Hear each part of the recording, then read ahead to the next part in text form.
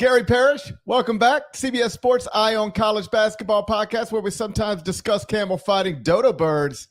Leaky Black. Matt Norlander is here with me. If you're watching on YouTube, you know what to do to the like button. Shouts to Brandon Davies. And if you haven't yet subscribed to the CBS Sports College Basketball YouTube channel, it would be awesome if you did that while you're here. Let's get into it. Place to start once again. Whether you like it or not, it's the SEC. Best conference in the country, gave us the most interesting developments in the sport once again this weekend, I think. And let's start right at the top with number one, Auburn. Final score, Auburn 70. It was Georgia 68 down in Athens. Wild ending to the game. Auburn seemed in control, up 5, less than 10 seconds to play. But then Silas Demery got a bucket to cut it to 3, and then things got real crazy. Long story, not so long. Georgia had a 3-point attempt that would have tied it, and then another 2-point attempt that would have tied it in the final seconds. In between 2 free throws, 1 make, 1 miss. Neither of the field goal attempts in the final 8 seconds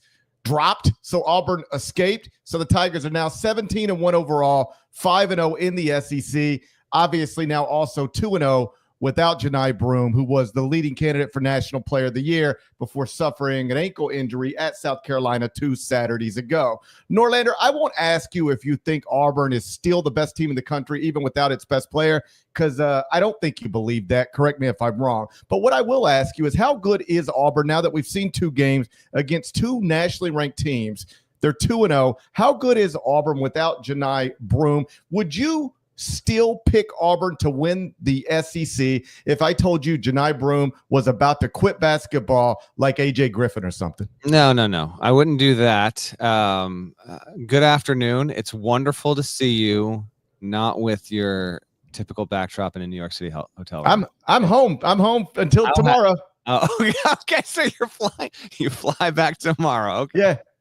I got to go, man. I've been here too long. I said hello to my kids. What do you want me to do? I've done enough around here. It's wonderful to see you at home. As coincidence would have it, I was in New York, in transparency for audience. It was my wife's birthday on Saturday. We had long ago planned to make sure we would do a day in New York City. So this is the rare show where I was out and about. Went and saw our billboard. We can maybe get to that before the end of the show. So I checked in on some stuff, but for an example, Auburn, Georgia. Didn't see a second of the game. We'll talk a lot of big picture stuff, and GP will definitely be driving the bus here on a lot of this show. I wouldn't pick Auburn to win the SEC without Johni Broome. However, it's obviously notable, although not surprising. I did say it on the TV version last week. I thought Auburn was going to be able to handle both these games, and they would win both of them. That wound up being the case. I know, listen, super noisy day on Saturday in the SEC, as it's always going to be every weekend from here through the end of the season. There's going to be stuff to talk about on the SEC because it's ultra relevant and it's ultra interesting. And the fact that Auburn was able to hang on and do so without Johni Broome is a really good mark in their favor. And even without him, if we're going total hypothetical, although I'm curious why you're taking this angle here, I would say there'd be a top 3 team in the SEC without him. That's what it's looked like so far. They go on the road, they get this win. Now they get a week off, and they're able to maybe see if Broome can be ready. I'm not sure if he's going to be ready in time for Tennessee next weekend. But this result certainly it means a lot because you have some stuff, and we got to get to everything in the SEC, but most notably Alabama getting 102 in Rupp, and the way that the Crimson Tide can really charge ahead here. Certainly it helps Auburn in the event that either an Alabama or a Kentucky or maybe a Tennessee, but they lost to Vandy. I told you we talked doors, and we will. I think this is going to wind up meaning a lot, and just to help ensure that Auburn's going to wind up finishing atop the league ledger once we get to March. Yeah, I don't know that I'd pick them to win the SEC without Johni Broome either, but I wouldn't enthusiastically pick against them. They pounded a Mississippi State team that is obviously good in their first game without Johni Broome, and then go on the road and, beat a top 25 team that has beaten good teams in that building this season. So they'd still, I think you could still reasonably say top 15, top 20 team in the country. No and doubt, Parrish. Yeah. And that's such a credit to Pearl, his staff, and those players that Broome has been at worst the second best player in the country. And this is where Auburn is. They're They're freaking awesome. It's a really, really cool thing to see how great they've been. Coming off of, as a quick reminder, last season was the highest Auburn ever finished in KenPom. It got knocked off in Yale in the first round of the tournament. They responded by being an even better team this season. KenPom right now projects them to win the SEC by 3 games. Obviously that still factors in Johni Broome. But like the idea that we've spent 2 months talking about the SEC as the best conference in the country and maybe the best conference ever, and now we could reasonably talk about, and there's a team that might win that league by 3 games. Like that's nuts. Their net rating right now is plus 36.18. That is very, very good, according to KenPom, but not first in the country. We'll get to that in a little while. But they're excellent. And now they go to Tennessee. They host Tennessee inside Neville Arena on Saturday. Probably got to win that game to hold on to their number 1 ranking in the AP poll, given that Duke is probably about to move up to number 2 and has games this week that it should win. Duke does own a win over Auburn anyway. It'd be very easy to move for AP voters. Very easy for myself, frankly. If Duke goes undefeated in this upcoming week and Auburn loses to Tennessee, to flip that and move Duke to number 1. You'll have computer support there as well. For what it's worth, KenPom has it right now, Auburn 76, Tennessee 68. The number will be smaller than that if Johni Broome is unavailable, and perhaps smaller than that regardless. But I don't know a single basketball coach in the country who has a Final Four / championship caliber team that wants to lose their best player in the middle of January. This is not ideal, but the goal is always to try to hold it together, and you could not have reasonably expected Auburn to hold it together better than Auburn has held it together so far. So who do you think is the number 2 team in the league? Because we had Bama getting a very, very big, very loud win against Kentucky. Grant Nelson had the best game that he had in an Alabama uniform with 25 points.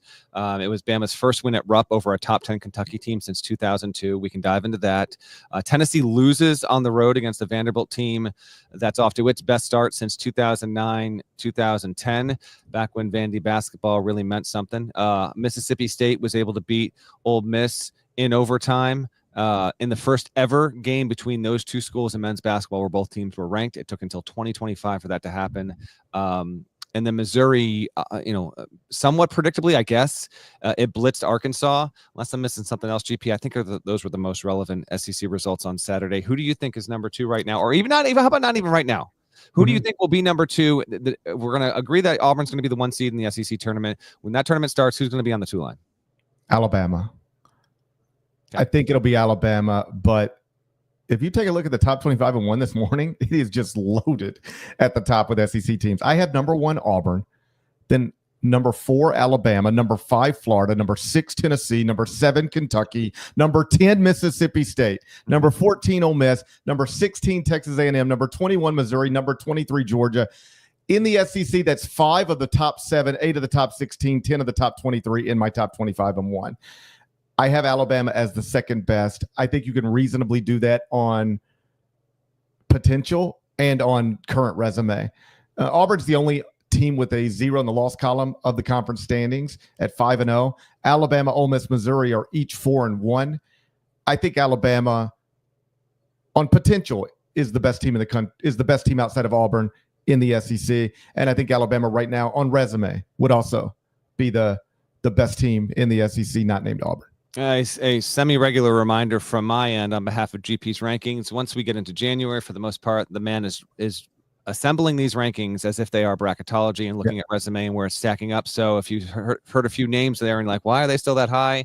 He's stacking up. I know you know, but I feel like the listeners to hear it from my voice instead of yours. I forgot the Florida one. They absolutely routed Texas on that end there.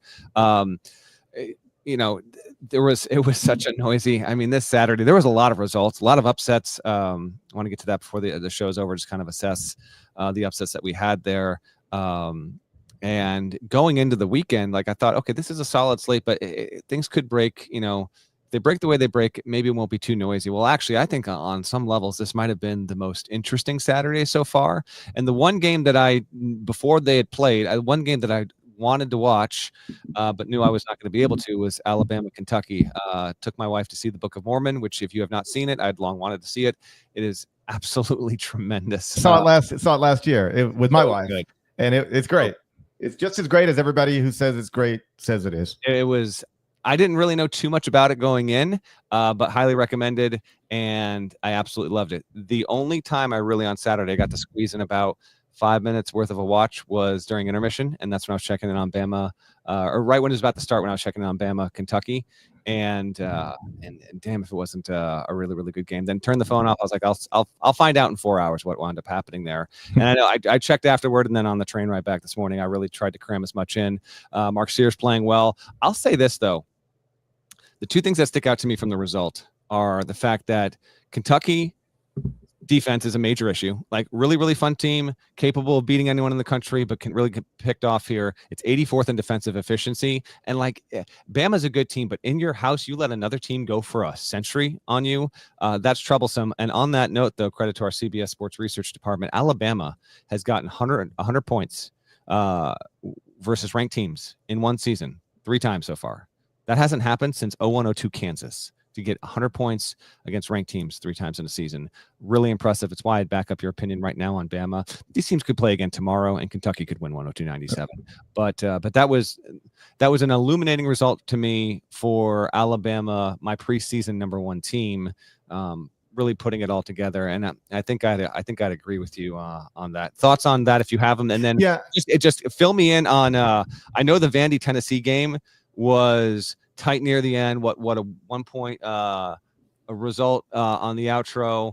Vanderbilt, I've checked the schedule before the pod today. They've got, I mean, it's the SEC, so they're all beastly schedules, but like I don't know if they're going to be in the tournament or not, but I know that was a significant win, and maybe this can pivot for them. It was Vandy's best start to a season to this point, and since 2009, 2010 that I had mentioned before. Well, it's, like, I guess people who maybe haven't been following the sport too long might not know, or might not remember, but like Vanderbilt used to be consistently really good at basketball. Well, yeah, Kevin Stallings era. What a flashback. I mean, Kevin Stallings was really good at Vanderbilt for a long time. Perhaps very rarely great, but consistently good. And then, buddy, it's just been a mess for a while. My point is this. We've talked about the SEC every episode, a lot. More than any other conference in the country. I don't think we've said 5 words about Vanderbilt all season. And they're 15-3, top 50 at KenPom. Like, that's an amazing story. Incredible, man. Really... The Vanderbilt story can't find oxygen because of everything else in the SEC. But that's an amazing story. They're now 15-3. 2 of their losses are to teams I have ranked right now, Mississippi State and Missouri. The other one to a Drake team that's not bad. They've got now a big win over Tennessee. You could reasonably throw Vanderbilt in the AP poll on Monday if you wanted to. I don't have them in the top 25-1, but you could get them there. So it's just filled with great stories. Dennis Gates' bounce back season at Missouri, incredible story. You go 0-18 in the league, you don't usually bounce back and find yourself in the top 25 the next season. You usually find yourself as an assistant coach on one of your buddies' staffs the next season. Right. But they intelligently stood by him, didn't panic, which is perhaps what Vanderbilt should have done with Bryce Drew when they went through something similar many years ago. And now the payoff is here. I've got Missouri up to number 21 in the top 25-1. Just to circle back to Alabama, give you a few more numbers, then we'll move on. Okay. 15-3 now, 10-3 in the first 2 quadrants, 5-3 in quadrant 1, no losses outside of quadrant 1. So they now have 4 wins over teams I have in the top 25-1. Specifically Kentucky, Texas A&M, Illinois, and Houston. And their only losses are to Purdue, Oregon, Ole Miss, all teams I have in the top 25-1. Alabama challenged itself non-league.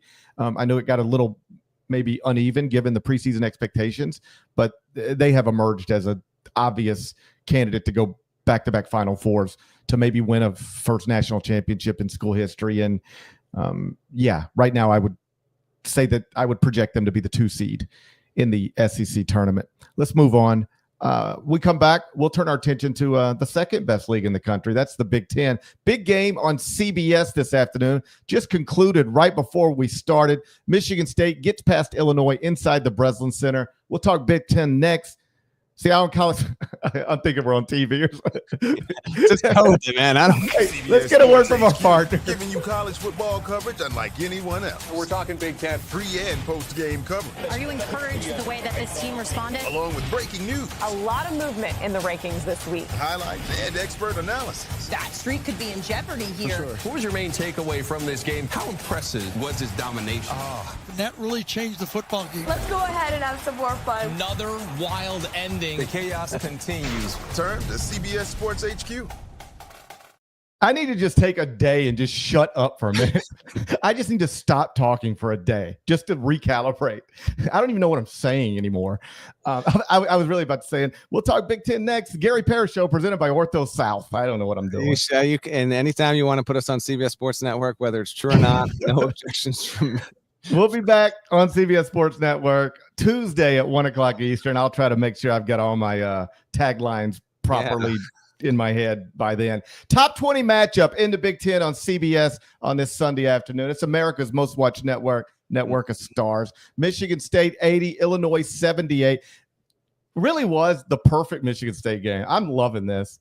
Just the perfect Michigan State game. They took 65 shots. Only 10 of them were from three. Mm-hmm. They only made 30% of those. Still beat a top 20 team by 2 with 80 points to extend their winning streak to 11.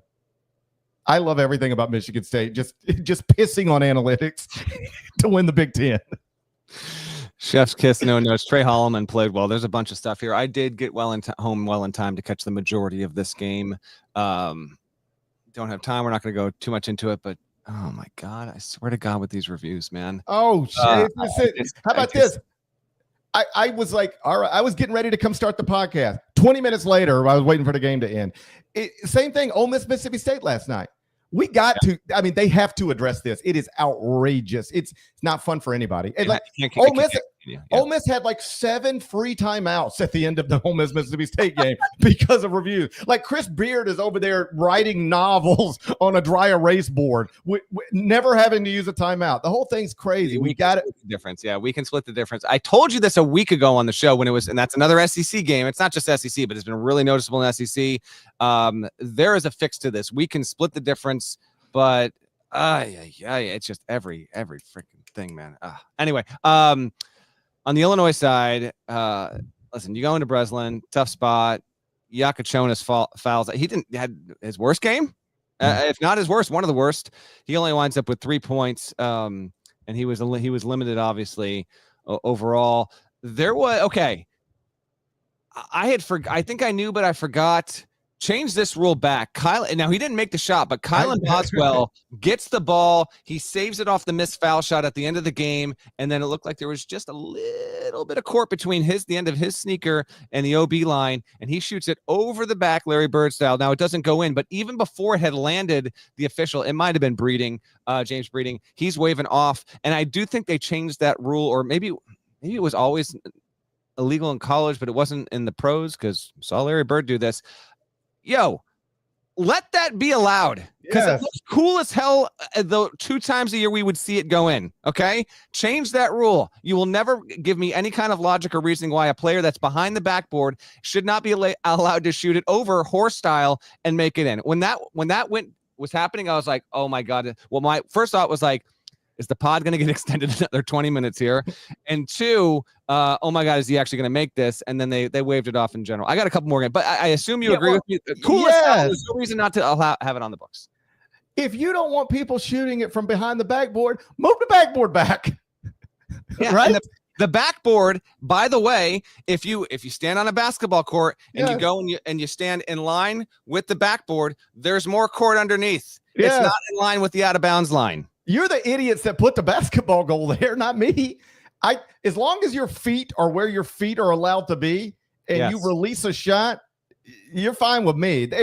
If I'm in charge of the rules, it's like the pylon. It goes up into infinity, or it goes around the circumference of the earth. Whatever the hell the reasoning is from the NFL. The same thing should apply here. I was annoyed by this in real time. I had to bring it up on the show. Yes, rules are rules, properly enforced. Got it. Change the rule. It's a stupid rule. Both feet in bounds, it appeared. It was close, but it appeared. Either way, that's not the call. Both feet in bounds. You release the shot. I don't care the trajectory it takes to go through a rim. If both feet are in bounds, when you leave the ground and then you take a shot at a rim. I do not care the path that it travels to get there. It should be a made bucket.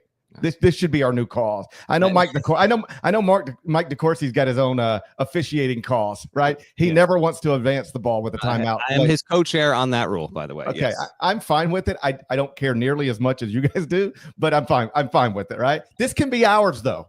Without a doubt. You can shoot a ball from it. Well. Come on now. Come on. We'll get. I'm sure DeCourcy agrees with us. I hope he does. I certainly hope that he does. Block him. If not, we'll block him. You got it. Will Riley started this game. I think he scored 14 and Michigan State scored 14, which at the time was a good indication for Illinois. Like, okay, as long as everyone else keeps up here, you're going to have a real shot. He had himself a good game. He finished with the team high 19 there, but Boswell and Avicic were comporting themselves well down the stretch. Ultimately, MSU gets it done. You laid out the notes on the 3-point shooting. That is what it is. They just get enough from every little guy. I think I said this after covered him in Maui. They are an ensemble, man. Between Jackson Kohler, Fears, who he's not a star point guard, but man, he just gives Izzo what he's looking for, and particularly the way that he's been coaching that offense, from a program-wide perspective over the past 5 to 10 years. There's been a lot there. Holloman had a lot. Aikens had a couple of good moments. And yeah, Michigan State pulls out an 80-78 win.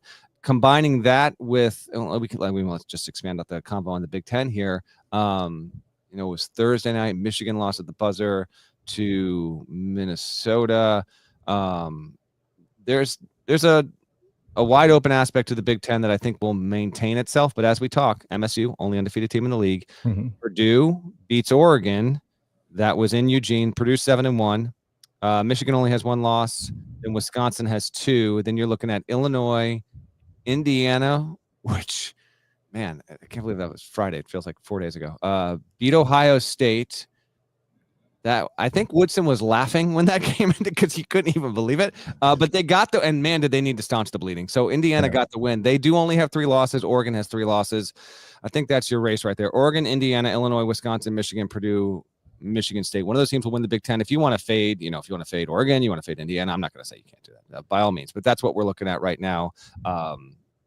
Any thoughts on MSU, Illinois or Big Ten overall? Well, Purdue at Oregon, I think that's like maybe the only thing I got right this weekend in terms of picking. No, because you definitely. I know I went. Illinois. I had Michigan State. The other thing I didn't bring up, it's not Mark Pope Arena. You can't do this to the Kentucky fan base. Like I told you what you were doing and what you were flirting with, and then they turn around and allow a team to score 102 on them. You need to take that back. That's you will curse that program. I didn't mean to curse that program. I saw on the internet Jello ball is now the curse. Why? He performed at the Lions game and then they lost to the Redskins and a rookie quarterback. That was the other thing. Just going out, unplugging the truly. Commanders. We got back to the hotel. There was like 3 minutes to go in that game, and I turned it on. I'm like, is it over? Like I didn't even check my phone. I wanted to just walk in the hotel room, turn it on, just be surprised by the score. And they were down by 2 touchdowns, and it blew my mind. The fact that the Commanders won that game. But hold on.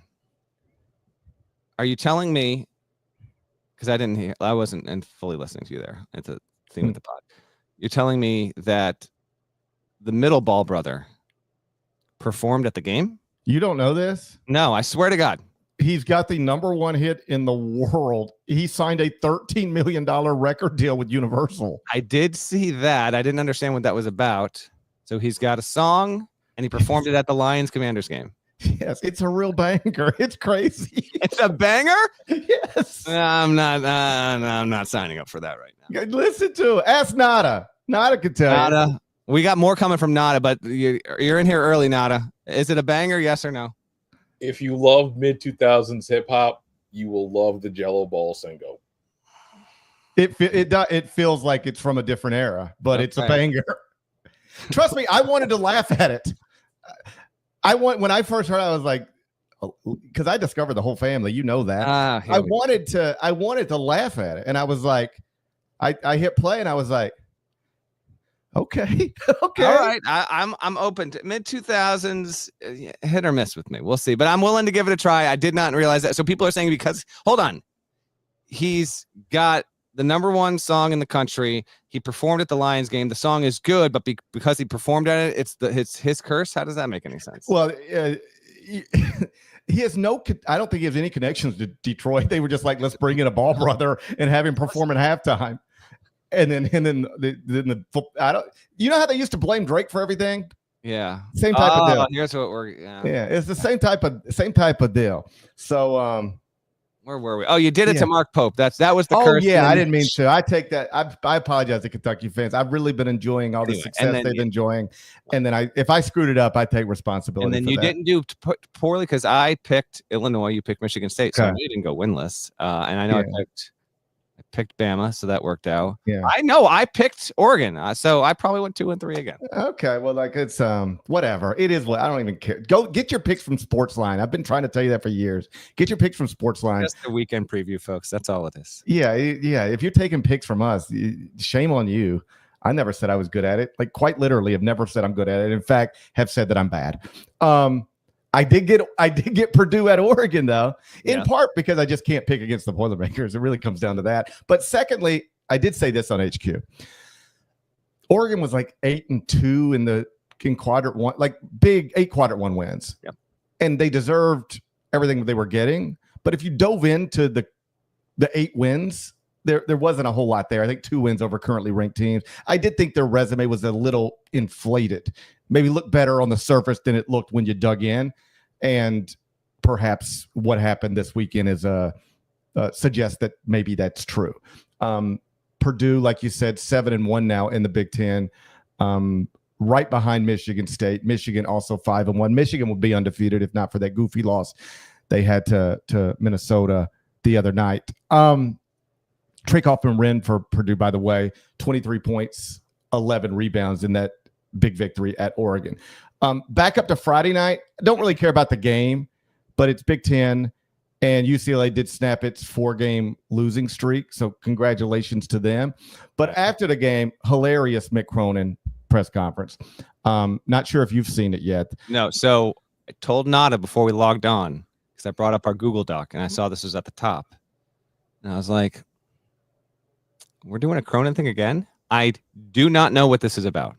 This might as well be Jello ball at the moment. So I like some stuff I caught up on, but I swear to you, in all of my catching up with the games, I have no idea what I'm about to listen to. I tell you, if this were just another Mick Cronin rant after a loss, we'd just skip it. You know, it's like another John Calipari loss in the SEC. Like whatever, with nothing new to say about it.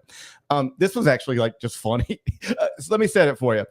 Iowa has to travel to Los Angeles to play UCLA inside Pauley Pavilion. They get pounded. Sure. Somebody in the media room, forgive me, I'm not sure who it was, asked Mick a question about, the difficulty for Iowa and other more traditional Big Ten teams having to come all the way out to Los Angeles to play a road game. And here's how he responded. So much has been made about you guys going east. You just came back from a prolonged East Coast trip. Yeah. I'm wondering, have you seen anything from the teams that have to come out here and stay out here? Is there any kind of balance with that in terms of the wear and tear and just what you've seen on the court? Wear and tear on them? Yeah. Is that a joke? Please tell me that's a joke. Is it even comparable is essentially what I'm trying to say. Have you ever looked at the NBA stats and what the gamblers and all those people do on West versus East? Talk to Eric Musselman, ask him that question, who coached in the NBA. Good luck, West going East. Okay, and ask me UCLA's record east of the Mississippi in the last 20 years. Because when I got the job, I looked it up for scheduling purposes. It's under 500, okay? We have to go back 4 times. The Big Ten teams get to come to Los Angeles where it's 70 degrees 1 time a year. They don't even have to switch hotels.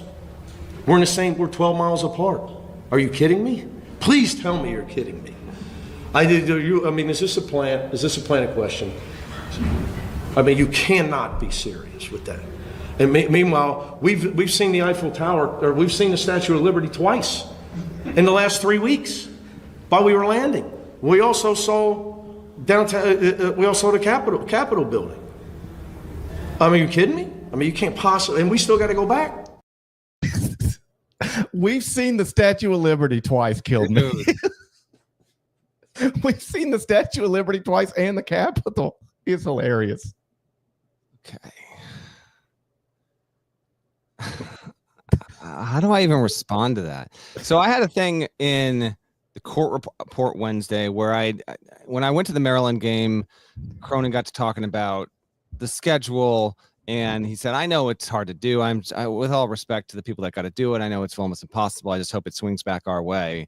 And oh, by the way, it is, because UCLA right now is in the midst of a 7-game stretch where 6 of its 7 are in Los Angeles. So it is swinging back their way. Cronin was a total ass to that reporter. I think the reporter was just trying to get a little bit more of the perspective from him. Like, hey, have you seen anything from teams that are coming out to you? I understand that it's not going to be balanced, but it's, first of all, great job by the reporter, because he's getting something out of Cronin. Like he got us talking. That's all right, Mick. Like I get it, but what's he doing? Okay, is this a plant? Okay, let me separate He's two out things. of his mind with this. Let me separate two things. Yes, weird behavior toward the reporter. I agree. They won the game. And they won the game. But just funny that he is tired of seeing the Statue of Liberty. I just think it's funny that the UCLA coach is tired of seeing the Statue of Liberty. I know. In 3 weeks' time. One of those was not a league game, by the way. It would be better if it were a rant, not so directed at an individual. If it were just a rant directed at, boy, I am so tired of the East Coast. Listen, it's But still, like, if you can take that part out of it, hilarious that that the UCLA coach is mad about seeing the Statue of Liberty twice in the past 3 weeks. Chrysler Building. Don't just Empire State Building can't get any love. What's going on? Oh my gosh. Cronin makes himself this, and he does not care. I'm not saying he cares. I'm not saying he should care. Makes himself that much more of a villain every single. He is on a generational run right now. The heater that he is on over the course of nearly 2 weeks is unreal, and has the potential to get even more fiery, more volcanic as we move even deeper. Although again, in Southern California here for the majority of the next 3.5 weeks, I did all. If you want to go read the court report, I did all the math and all the mileage and all that kind of stuff. And yeah. It's not like he's even surprised at this, and I did do the math on him as well. Since he became the coach at UCLA in the Eastern Time Zone, his teams are 2-8, flying to the Eastern Time Zone. And this is coming off a weekend where Stanford beat North Carolina, which I checked that and I was like, "What in the world?" And Cal went and beat NC State. So you got teams from the West Coast. They're flying out east. They're getting it done. They're getting their wins. They're playing teams of varying strength and styles. But to the folks that. I'll tell you what, I listened to that. I listened to Cronin there coming off of a win, and they rolled. Parrish, what was it? I'm going by memory here. 25-point win? Yeah, they 24. Absolutely destroyed Iowa. So this was Friday night. Scouts honor. I had not heard that. 94-70.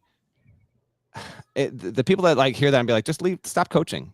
Like, it's getting more accurate by the day. You keep doing this. Like, you really want to be doing this? If it's going to be this much of a deal every single time? What did you expect? It wasn't his decision to go in the Big Ten. It had nothing to do with it. He was on the golf course when he got a call. But you got to anticipate that's going to be the case.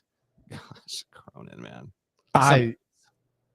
He's not wrong, by the way. Like, I understand his frustration, but like the country geographically, at least, hasn't changed much. Now it could. I mean, we end up with Greenland. Okay. And then the A-10 is going to try to expand to Greenland. That's coming. Giving the A-10 any chance to get a foothold in Greenland? I don't think so. So, like, we could be in for another round of this stuff. You never know. That sounds like SEC territory to me. No, the SEC is going to wait for Canada to get in play. The SEC is waiting for Canada to get in play. All right. So we could have another round of this stuff.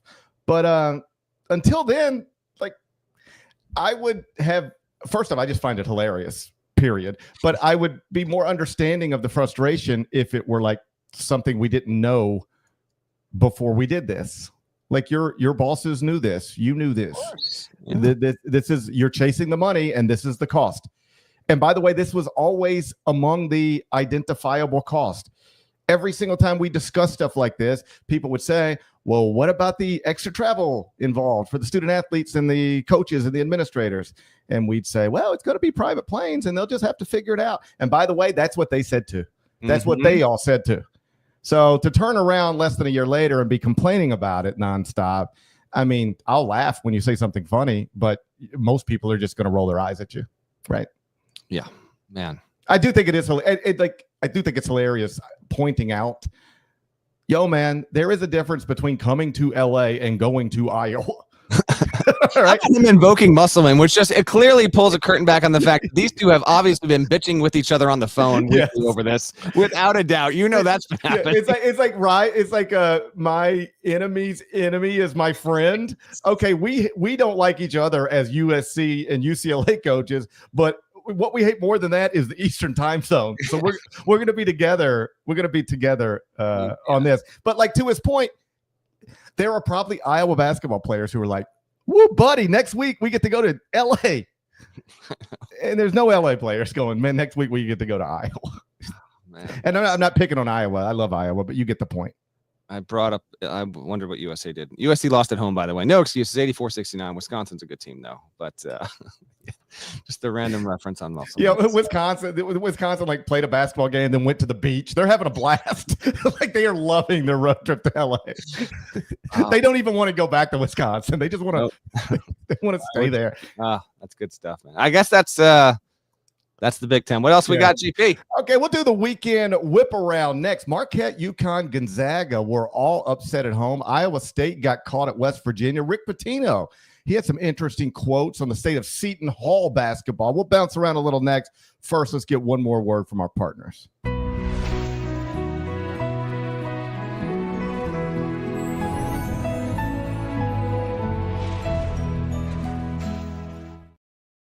Okay, Norlander, let's do a quick weekend whip around. Marquette, UConn, Gonzaga were all upset at home. Marquette by Xavier, UConn by Creighton, Gonzaga by Santa Clara. Which one of those defeats do you find most disturbing? How about when I pulled up the scoreboard late Saturday night, was kind of peeling through, the one that made my eyebrows raise the highest, I suppose, was Marquette losing to Xavier. That was the one that I was like, whoa. That was Xavier's first quad one win of the season. It was the program's first win on the road against a top 7 team since 1996. They beat number 1 Cincinnati in the crosstown shootout back in 96. I don't know if this is going to be just a random one-off. Probably is, but Xavier doing that on the road, that was pretty big. Credit to Creighton for doing it. Greg McDermott is 8-2 versus Dan Hurley, if you were not aware. And that program's getting it together. They've won 5 of 6. Maybe this is the win where Creighton's been a little bit up and down. Will it be a tournament team, bubble team? Will it safely be in? I still don't even know. But that's a quality win. And UConn's 28-game home winning streak was snapped as a result of that. And Jemiah Neal, I guess, I saw he had a career high 24 in that one. They still didn't have Liam McNeely, so I would like to believe that if McNeely was healthy, he wasn't. They lose the game. It's going to be on the resume. But if they had McNeely, they probably would have won the game. Gonzaga is a stunner in this regard. 2 WCC losses in a row for the first time since 2014. Another 103 points allowed. Might there be some DNA similarities between Kentucky and Gonzaga? Maybe. Steve Nash was on the team the last time Santa Clara won on the road, Parrish. 1993 against Jason Kidd and Cal. They had lost 31 straight games against ranked opponents on the road. Understandably so. Santa Clara mid-major, not going to get that many opportunities. When you do, it's usually buy-game opportunities. Here it's in league, and they get it done.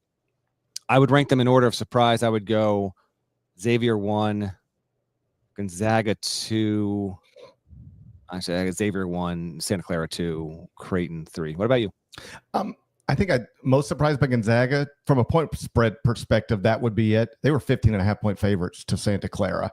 Lose the game. This was at home, Parrish? Yes, home in the kennel. Yeah. I take it back then. I think in my mind when I saw it, I thought Gonzaga was on the road.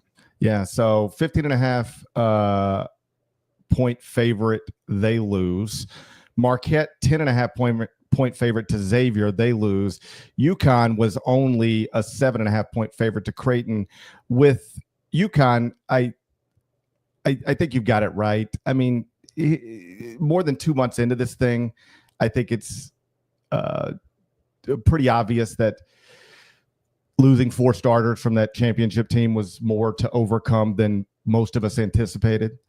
we gave the benefit of the doubt to the program, to the coaching staff, and I think understandably so, right? They had earned it. They deserved it.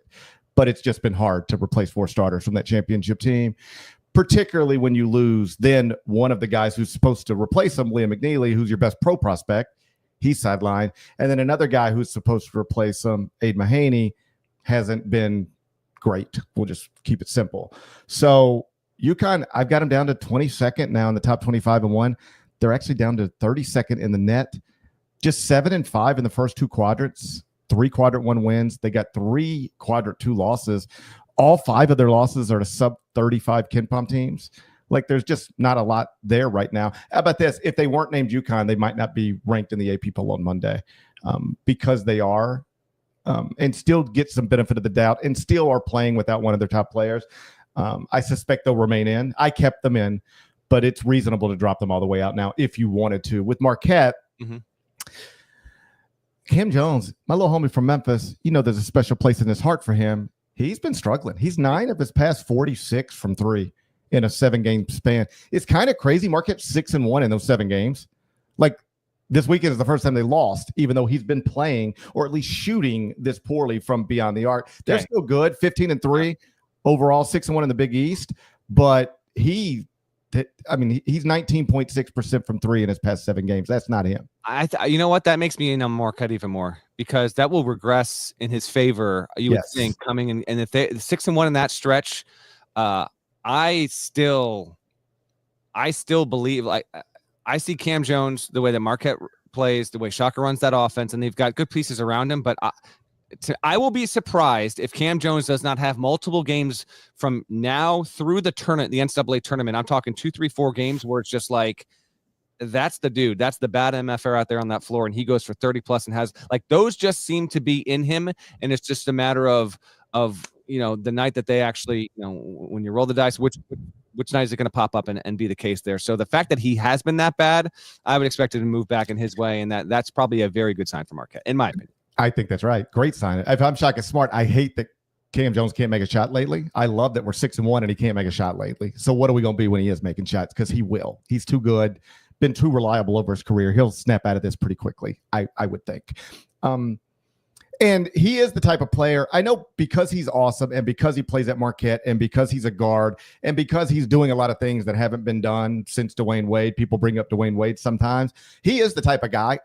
I'm not saying he's Dwayne Wade. I am saying if you told me he got a triple-double in the Elite Eight to take Marquette to the Final Four, like, that's the type of stuff he's capable of doing.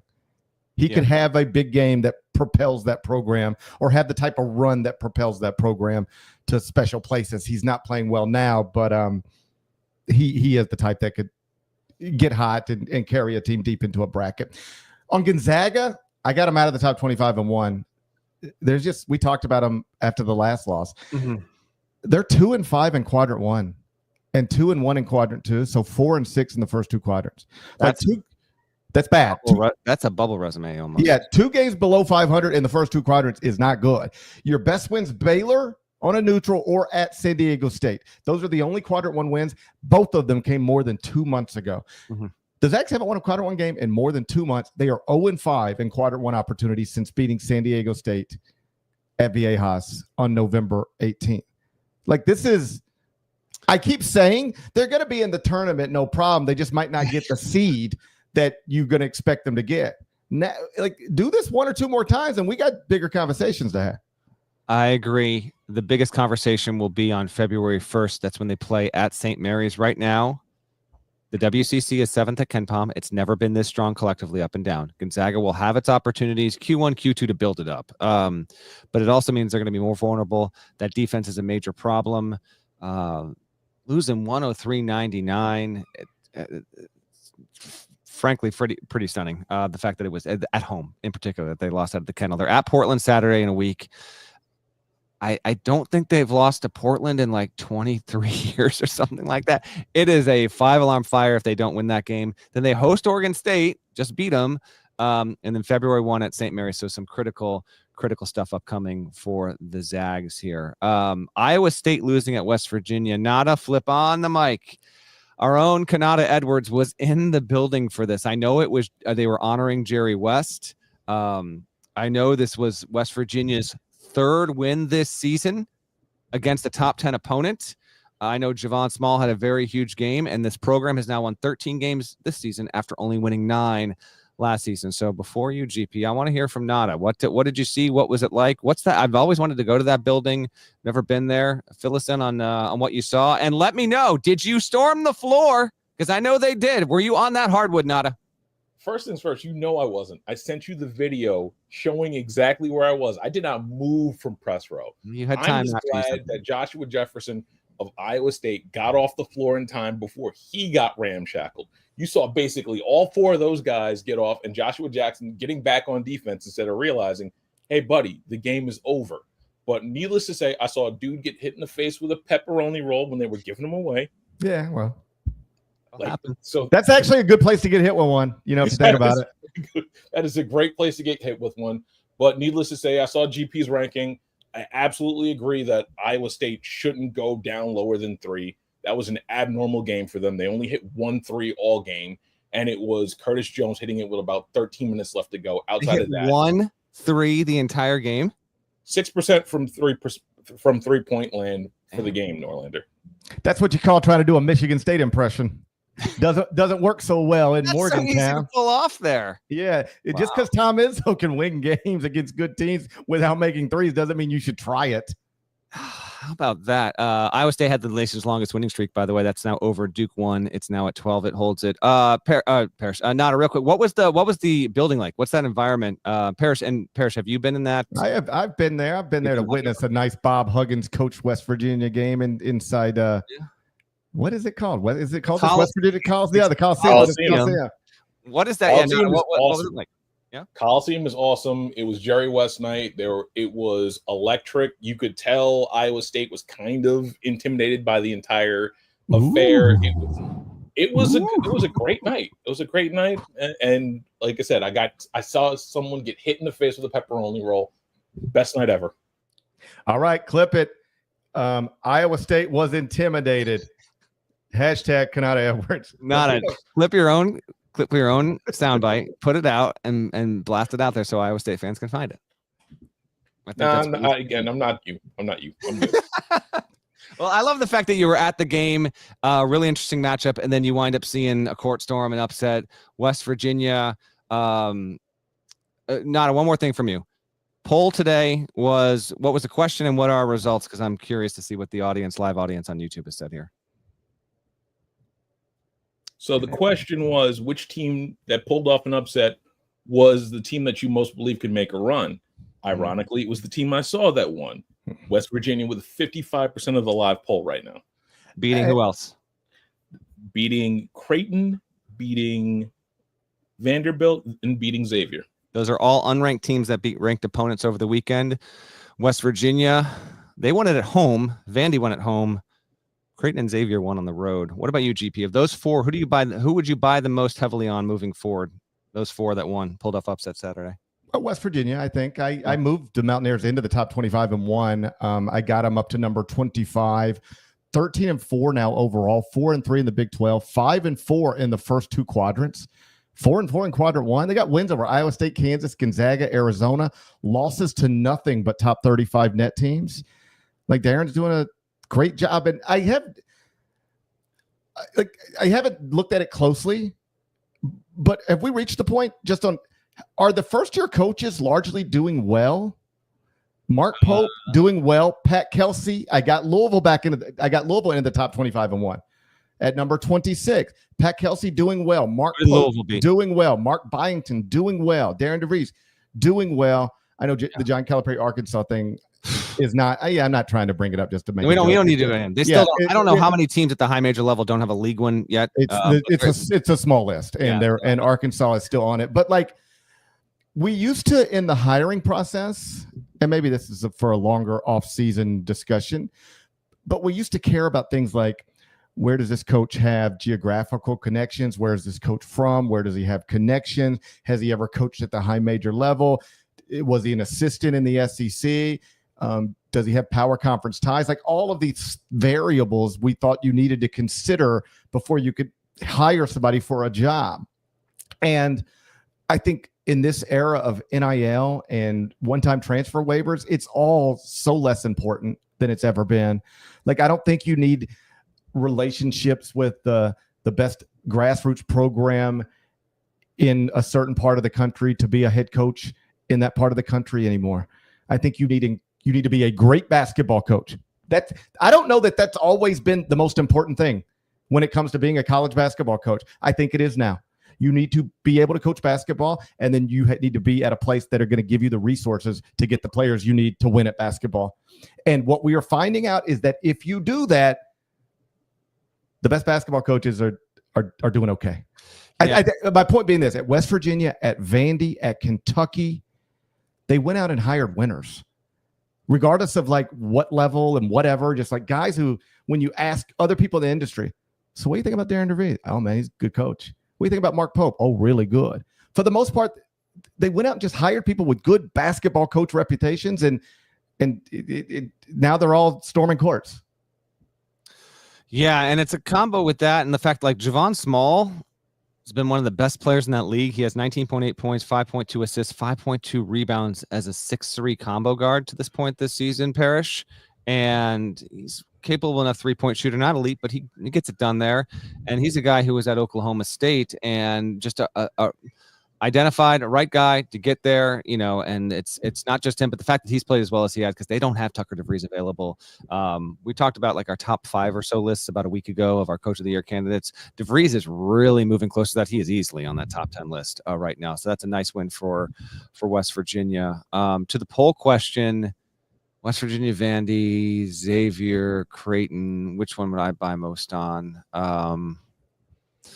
Yeah, there are many reasons why you could take any of those coaches, because any of those teams, because of specifically all the coaches, and Byington's like the least accomplished, but Byington at Vandy's done a really, really good job, and he got the most out of James Madison as you could have possibly imagined. And then, as you mentioned, they haven't had the oxygen to kind of get that attention. I think at this stage, I think I would agree with you in West Virginia, in particular, because when they get Tucker back from injury, and when that's going to be, he hasn't played it more like since December 6th. And this is one of the 3 best mid-major players from last season, and now he's at a high major level. He's certainly capable of it. There's a lot of interesting stuff going on with the Mountaineers, and it's a good job. It's not considered a great job, but if you get the right guy with the right fit, man, you can really, that is, it's the only show in town, and they have done better so far in year one than anyone expected. You also mentioned coaching. I want to bring this up because I know the result wasn't big, but you had it in the doc, so lead away, GP. But Rick Pitino, really good coach, and I suppose he is getting the best of all of it right now, because St. John's is off to its best start in 2-3 decades. It is now tied atop the Big East, and it's not just Pitino's coaching acumen, which everyone is aware of, but now after getting a year under his belt, back at the high major level after doing his immediate impact at Iona, he also had much more in NIL affordability to him, and he had a comment on because the teams play each other in St. John's. Yeah. So this is a perfect way to put a button on this, and then we'll move on and go watch football like the rest of the world. St. John's buries Seton Hall, beats them bad to improve to 7-1 in the Big East. As of this moment, St. John's is alone in first place in the Big East standings. And it's notable because Kadary Richmond was back at Seton Hall. He was Seton Hall's best player. Now he's one of St. John's best players. And after the game, Rick went real out of his way to, I think, say positive things about Shaheen and make it crystal clear. Kadary Richmond is not playing for me because he wanted to play for me or because he wanted to play for St. John's. He's playing for me because the money wasn't close. If the money were the same, he'd still be playing for Shaheen. If the money were close, he'd still be playing for Shaheen. I have more money than Shaheen has. Shaheen probably has less than anybody in our league. That's the issue. And St. John's is a perfect example of exactly what we're talking about. If you have a high major opening this offseason, you should be looking for guys who, when you ask their peers, what do you think of that guy? Oh, he can really coach. Rick Pitino is undeniably one of the great basketball minds, basketball coaches who has ever lived. St. John's looked past everything else, and they hired him. And then in this era where this is allowed, they gave him millions of dollars to go roster build. Just like that, guess who's in first place in the Big East standings? The school that hired an all-time great coach and gave him millions of dollars to roster build. Just like that. St. John's been nothing forever. Hire a great coach, give him millions of dollars, go do your job. And now here we are. And if you're like, man, what happened to Shaheen Holloway? I thought he was great. Same dude, just ain't got no money. Ain't got no money, ain't got players. You ain't got players, you can't win in the Big East. What I hope is that this motivates the people at Seton Hall to give Shaheen a stick to swing. That tradition doesn't matter anymore, or at least it matters less than it ever has. Yeah. Facilities, that matters less than it used to be. Like, we got to have this practice facility to show these kids. Now you just got to have $250,000 contracts to show them, right? And Shaheen was, took the high road and was just like, I can't really talk about that. But I promise you, he sent Rick a text last night saying, thank you for saying what you said. Because that's the way you can actually get some change within your own athletic department. Not to bring this back to me, but famously, at least in where I live, when Memphis football fired Tommy West a long time ago, he held a press conference and said, until you invest in this sport, you're just going to keep firing people exactly like me. You got to give the next guy a chance. You have to. Eventually, they started giving the next guy chances, and they've been to like 1 million bowl games in a row. They're going to finish the football season ranked in the AP poll. It changed. Memphis football changed when they started invested in the program. And at Seton Hall right now, congratulations on all your past success. But if you don't give Shaheen the opportunity to go out and roster build like Rick Pitino, or at least something comparable, this is the way it's going to be for a long time. Yeah, you cannot just. I'm not tossing this presumption on the Seton Hall leadership. But what you cannot do is say, we got the alum, the dude who was great when he played for us. We got St. Peter's to the Elite Eight, and you can't rely on what he's done to assume that that's going to be replicated at the Big East level. It has to be more than what it's been. And frankly, I looked at Seton Hall's roster going into the season, and genuinely, there was a part of me that said, all right, put DePaul last in Holtman's first year, Seton Hall 10, because I can't get past this roster. But he's such a good coach that I gave him, I think, 2 more bumps up in the preseason ranking. Well, that's looking to be too optimistic at that point. And for St. John's, yes. Oh, you're going to have many more relevant games, so we'll talk about your team and what they're doing in relation to that as they play bigger and bigger games as we go deeper and deeper in. But the Johnnies sitting at 16-3, and it's all coming together the way that that Pitino and that fan base would hope. They host Xavier, by the way, on Wednesday. We'll get to that on the Tuesday pod. We can break loose out of here, GP. I did want to do, before we do, one quick thing before we say the goodbyes. Happened to dip into New York, as I mentioned at the start of the show, but we caught a Broadway show, so we were right near Times Square, and so I said, I got to go see this billboard. And so I went. If you're watching, you can see it right there. That is a surreal moment to be standing in Times Square with Yours and My Faces in the back. I want to reiterate our appreciation to everyone that supports the show. This is the fact that this is actually a thing, and it's a rotate. So that's not, so if you're seeing it right now, or I posted it on social media, it's not like it's always there. It rotates in like every 4 minutes or so, because I went and I waited to see, and then I saw it and didn't have the phone ready, and then we waited again, and it eventually flashed up. Really cool. Looked for Parrish. He wasn't in Times Square. I knew at that point he had left New York City. So I go to New York City for all of 30 hours, and you're gone when I'm there. And now I've gone, now you're going back. I would have loved to have actually done this with us side by side for a number of reasons. One of them is, if you're looking at that billboard, it looks like GP is gone. I'm 6'3". That's got him at 6'2" right now. I gotta say, I posted this. There were a couple of comments, folks saying, you might have had, I'm not going to say you don't have it in the arms, but you might have had it feels like you might have had a little bit of a touch up here or there. But all the more, it was. No, I think it's that thing. You see it done with boobs sometimes. You take the picture with your arm underneath your boobs. Suddenly the boobs look better. You seen that before? This is sort of the same thing. It's sort of like I'm putting. Let's see here. There we go. Chromacopia. So like this, and then that makes the arm look bigger because I'm putting pressure on it. I'm supporting my bicep. I think that's what's going on. Chromacopia. Look at that. What do you mean? You got some good biceps. My wife did notice. You think I got touched up? Look at this. She said, what's with Parrish's arms? And so after I took a picture in front of it, then she wanted me to take a picture of her pointing at your bicep to point out some suspect behavior. That's all. So I have that. I'll send it to you on. You know what? Well, hey, we'll send this to your wife. Send that. If you're listening, he's flexing his bicep right now. I feel like he can get a little more than that. It has now been asked in the chat. This was also asked elsewhere. If anyone recognized me, like, hey, are you the guy that's taking a picture in front of the billboard behind? Of course, absolutely, of course not. No, for those of you who have never been to Times Square, it is such an assault on the senses. The amount of flashing billboards, like we're fortunate at the Paramount CBS News building. There are two different ones that kind of rotate in and rotate out. And so they flash there, and it's been really, really cool. And I'm very appreciative that we got this moment because that's insane.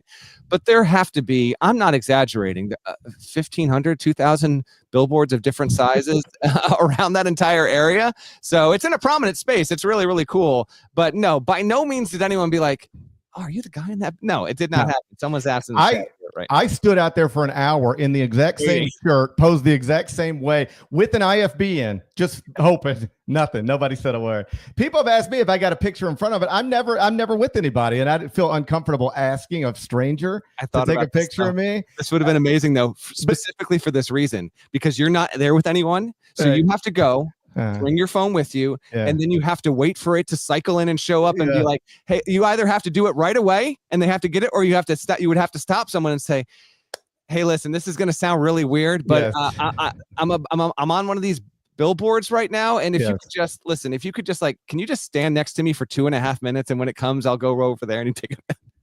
It was too much. And the way it's pixelated, like sometimes the pictures aren't good, and like it's going 1 second it's me and you, the next second it's like Kathy Bates and Madlock. Correct. A lot of NCIS love going on in Times Square right now. So I thought through every bit of this, and I was like, it just sounds like a lot of trouble. I want to try seriously though. I want to try and make this happen for you, and then I don't know how long this thing is running. Like when I went yesterday, January 31st, I was told 131.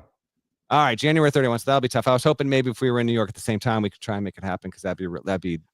My friend Brent Stover said he'd be happy to come to Times Square with me. Yes, get Stover to do it. No, get him. He'll do it. He will. I know he will, but it just feels like a lot of trouble. But to your point, it is kind of surreal when you're just sort of standing there and it's like, oh look, there's Giselle. Oh, look, there's The Rock. Correct. Yes. There's Kevin Hart, because he's always got something coming out. Huge David Gray advertisements. David Gray's got a new album out. And it was all this kind of stuff. He's not I'm not saying he's on the level of The Rock, but it was, And then it's like, oh, Eye on College Basketball. David Gray. You don't know David Gray? Yeah, was David Gray Dead in the Water? If he had a song Dead in the Water, I'm unfamiliar. White Ladder, big album circa 2002. There's something about being dead in the water. I think somebody was dead in the water. Do a Google search for David Gray and Dead. Yes, you're right. Dead in the Water, David Gray.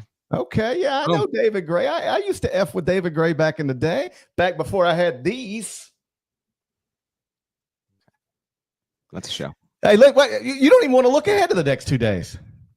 Oh, you know what? We can, but I haven't even looked. We got college football playoff. Is there anything tomorrow in college? Not really. Okay, just let me handle this with my big arms. Looking ahead to the next 2 days, Monday, no currently ranked teams are in action, so whatever. College football playoff title game, Ohio State, Notre Dame down in Atlanta. Ohio State is favored by 8.5 points. On Tuesday, we got a triple header, CBS Sports Network. I'll be in studio all night. Also on a billboard all night, but also in a studio all night. 7 o'clock Eastern, VCU at Rhode Island. 9 o'clock Eastern, Arizona State at West Virginia. The Mountaineers maybe fresh into the AP poll on our air. And 11 Eastern, Wyoming at UNLV. Elsewhere around the country, notable games, Mississippi State at Tennessee, Vanderbilt at Alabama, Missouri at Texas, Wisconsin at UCLA, Ohio State at Purdue. Oh, it's going to be a fun Tuesday. Let's pick the title game. Don't go to the outro yet. Okay. Final score Monday night. Who's winning? Ohio State 20. Ohio State 31, Notre Dame 24. You said 31-24? Ryan Day, after being fired in the internet following a loss to Michigan. He was largely fired, wasn't He was fired on the internet after a loss to Michigan. Sure He wins the national championship. Great story. Either one's a great story. Yeah, I don't know Ryan Day at all. He might be a jerk. I don't have any idea. But I root for people to succeed after they get fired on the internet. I root for people like that. I picked Notre Dame at the start of the tournament, so I'm going to stick with my pick. I would love to go 1-for-1 in 12-team CFPs. So I have Notre Dame 31, Ohio State 26, not 24. So we got the same score for the winning team, but we got different winning teams. I'll go with the Irish. Either way, it's awesome. It's either a coach that was fired on the internet wins a national championship. There probably will be a couple fans still pissed at him for losing the Michigan game, or you'll have a team that lost at home to Northern Illinois. That's right. On to win a national title. And the reason why that's cool is that Pat Forty at SI did the work last week. I read a story. If Notre Dame wins the title, there will have never been a team that will have statistically lost a worse game in a season to go on and win a national championship than Notre Dame. I think that would almost be fitting in the first year of the 12 teams. Yeah, and there's an obvious explanation for that. You couldn't even get in. You couldn't even get in. They used to have dudes that would file, Associated Press stories in the middle of Montana, West Virginia, Alabama, and New York decide who was the national champion. It's incredible to me how college football operated for 95 years. It's insane. Imagine if the top 25 and one just got to pick the national champion in basketball. We just played, and then after Michigan State beat Illinois in the Big Ten tournament championship game with 80 points and 1 3-pointer, I would just say, all right, let's give it to Auburn. That's what they did. There's some years where there were 3 national championships because the vote was split. Let's just give it to Auburn. I would just say, let's just give it to Auburn. And you'd be like, was Johni Broome coming back? And I'd be like, I don't know, but Auburn's the champion. We're done here. We're done with this. All right. Got around to a sense. We're done with this. So now we got the 12-team playoff. Thank God. Also, if Notre Dame wins, it'll be interesting.